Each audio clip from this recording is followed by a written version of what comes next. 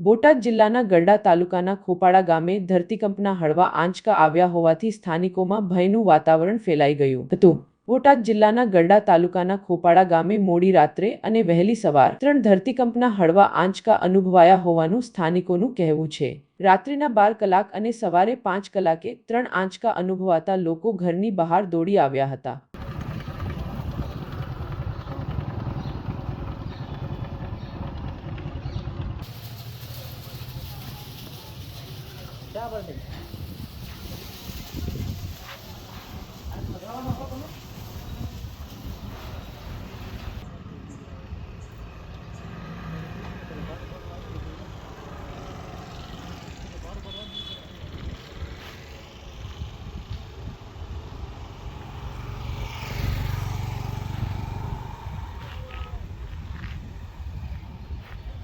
ગામમાં ગઈ રાતના ખૂબ ભેદી અવાજ આવે છે। ધરતીકંપ છે એવું લોકોનું કહેવું છે। ધરતીકંપના આંચકા આવતા હોય એવું લોકોનું ખૂબ ભયનો માહોલ છે।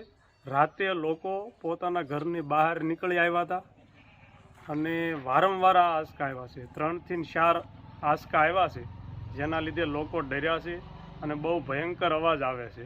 રાતે લોકો બહાર પણ નીકળી આવ્યા હતા અને અત્યારે પણ 9:30 વાગ્યા છે અને 9 વાગ્યાની આસપાસ હાલ જ એક આંચકો હમણાં આવ્યો હતો।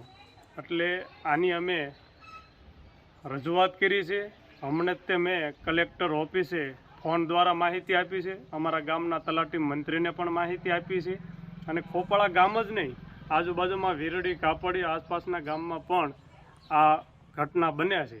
તો આ જે કાંઈ બને છે એની તપાસ કરવામાં આવે। વર્ષો પહેલાં પણ આ વસ્તુ બની હતી, જ્યારે અમે લેખિત રજૂઆત કરી હતી ત્યાર પછી ગાંધીનગરથી કોઈ ટીમ આવી, યંત્ર મેક્યા હતા।